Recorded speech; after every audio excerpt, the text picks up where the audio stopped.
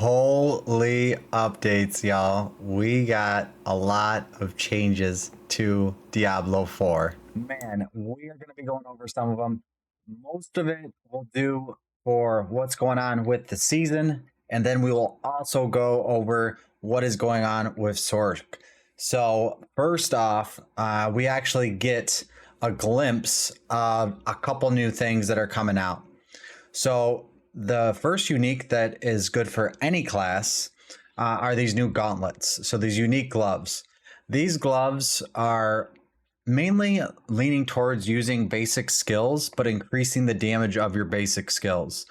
So I started putting together some thoughts around this because, you know, with a source, there's going to be a lot of different builds, and I believe we're going to have more attacks now. So we're not going to need to do all shields, and I'll explain why in a couple minutes. But you're going to be able to definitely utilize a bunch of different skills in this season, which is super exciting. So this one right here increases by 200x your basic skill damage after you damage with a non-basic skill. So that means you're going to need a core ability or a mastery ability and a basic skill for this unique to make it work. The new aspect of adaptability is a utility. So this is also with your basic skills. So you're going to, when you're below 50% health, your basic skills will generate three primary resource, once per cast. And then above, you're going to do increased damage. So you're kind of using both your skills here. So they're trying to, it looks like what they're trying to do with these aspects is make builds where you use a basic skill and a core skill or like a mastery skill and have them work together. And then the Juggernaut aspect, really, I think that this thing is going to be really good. And what it does, it gives you a lot more armor than Disobedience because you get 1.25, but your evade is increased cooldown. So let me explain that though. So this is probably a perfect item to run with the Oculus, because the Oculus gives you so many charges of evade anyways, it always resets. And your attack speed will reset your cooldowns of your evade. So I'm excited about that. I think that's really cool. The new update to the Ring of the Scarlet Skies looks really powerful as well. So they did a couple things with it, but what's most impressive is they actually make it where you do more damage, up to 40% more damage for 3 seconds. Spending resources reduces your resource cost and increases your damage. So the more spells you cast, the more mana you'll get, and then you'll get 40% extra damage. That is actually really cool. And then this aspect got a little bit of a change. It's actually right here, this aspect. So before it said attacking enemies with a basic skill increases your damage of your next core skill. So just one cast. Let me put that front. So this is actually going to now, instead of your next core skill, it's going to be your next 5 seconds of skills. And that's you're going to be able to pump with that. So like they're really making it where we're probably going to be using basic skills on some builds and some of your core abilities, which is kind of neat, I think. So then they're actually changing the Melted Heart. They're actually increasing the stats by 2. They're changing core skill damage to movement speed, because what if you don't even use core skill damage on your build? Well, it makes sense. They're increasing while healthy, increase to 3 times the value. Wow. And then you gain 60 resource, primary resource maximum. And then 75% of incoming damage drains 2 resource for every 1% of your life. So this would be something to play around with. So that uber unique, we need to figure that out. Wow. That is something neat. So then we did see that Overpower did get the nerf because that was just overpowered, OP.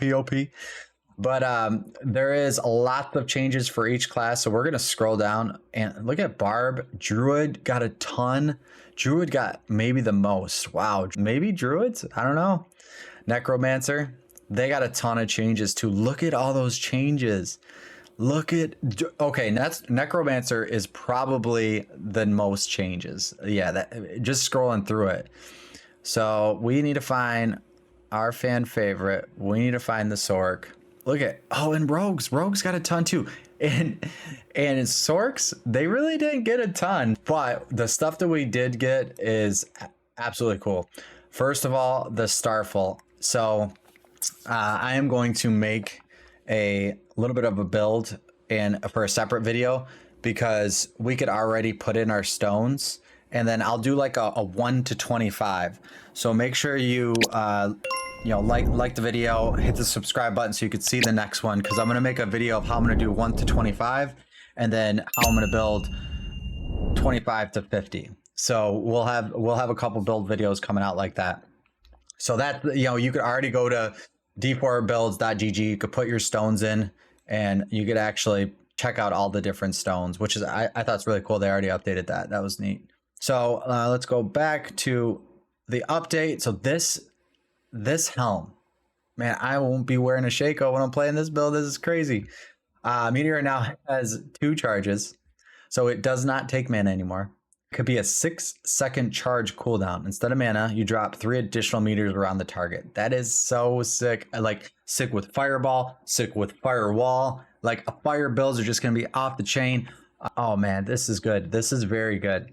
And then we get a new aspect, and finally Ice Blades finally gets its own aspect. And this is really good because we used a lot of the vampiric powers to apply vulnerable. So you're going to be able to use Ice Blades to apply vulnerable, and you're going to do extra damage. So this with Frigid Fate is going to be insane.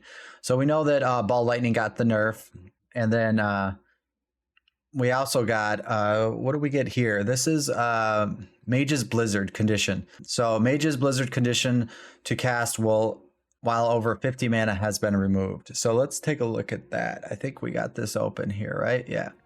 So let's see what that is. Let's go to Blizzard. So it's just going to say Blizzards. Okay, my head's in the way. Sorry. Let me move my head. Let me move my big noggin. All right, so this right here is just going to say Blizzard's duration is increased by 4 seconds. That's not bad. They're doing something with Blizzard. That's something with Blizzard. Okay. I don't know if we'll play it, but that's fine. We'll try it. I'm sure we'll try it, right? That's probably not enough to make me like, oh crap, let's do Blizzard. Because like everything else is crazy. There's so much good stuff in here. That's nuts. All right, so then we got Lightning Spear is going to do vulnerable if you crit with it. Okay, so this is the Paragon. This is important. This is actually really good. We got a higher crit chance from Searing Heat. This is very good. This was not applying properly before, so now they fixed it. Very good. So this is good for Elemental Summoner. Damage increase from 3 to 5% of the total bonus of damage with fire, lightning, and cold. So this is like the trifecta build. You're going to be able to pump your pet's damage, your summons damage. This is going to be really good. I'm excited about that too. This actually for the burn, like play some Ellie Goulding in the back. I swear, like we are going to be burning down enemies because this burning instinct, legendary node, it was from 75 to 25. If you get, okay, let's do some quick math. Let me get the calculator out. Let me get the calc. Quick math. So let's see.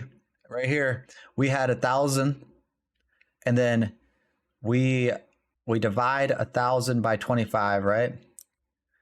25, 40. So you're actually gonna get 40% damage, extra damage.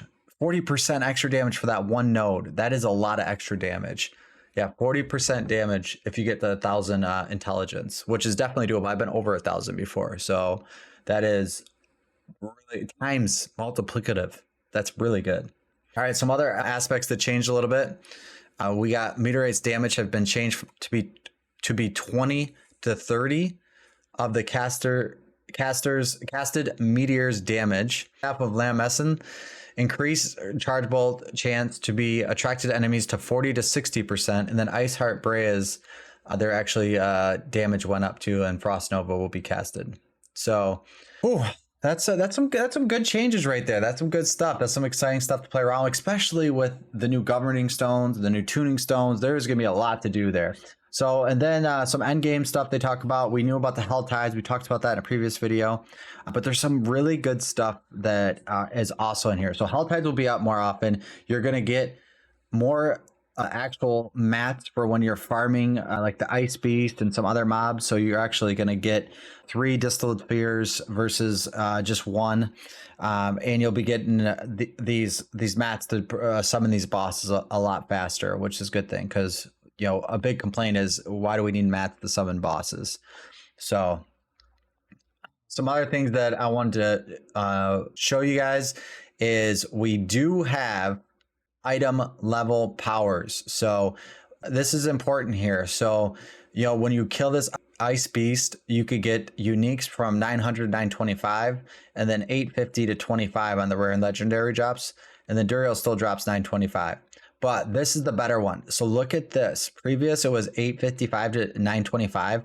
Or I'm sorry, 810 to 925. Now it is 855 to 925. So if you could do high level dungeons, you are going to get high level item gear, which is important. Same thing if you're doing a max tier dungeon, so 90 plus, you're guaranteed 925 gear. This is going to be so much better to find the gear that you want. Oh my gosh, thank you. This is something that we've been asking for. We don't want to find a bunch of level 810 gear and 850 gear when we're trying to max out our character and get real powerful. So I don't understand this. Potion count will no longer be... Oh, no, I do understand that. So it looks like you don't get potions back after dying, which is kind of weird that they took that out. That was interesting to me.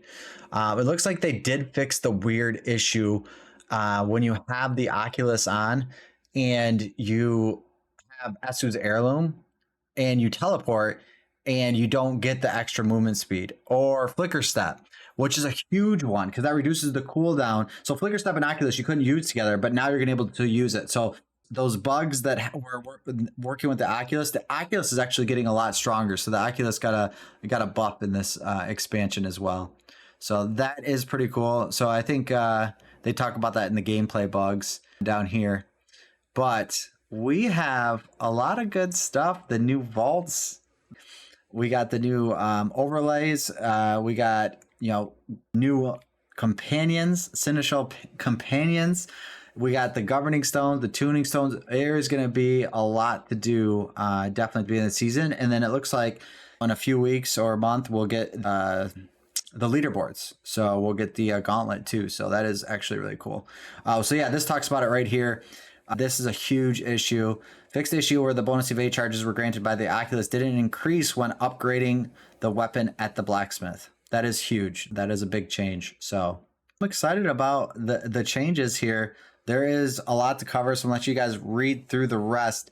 But man, this looks like it's gonna be a fun time. So I'm excited to show you guys some of the things that are gonna be going on, and I'm excited to bring some more content of season 3, the season of the contract. So thank you guys for watching. Don't forget to like, subscribe to the video. I really appreciate it. We've been working hard to get to 1,000 subs before the season launches. We are right at 900, and I really appreciate it. We're getting 2-foot-long subs if we get to 1,000 subs. First day live stream. Boom. Thank you guys for watching. Later.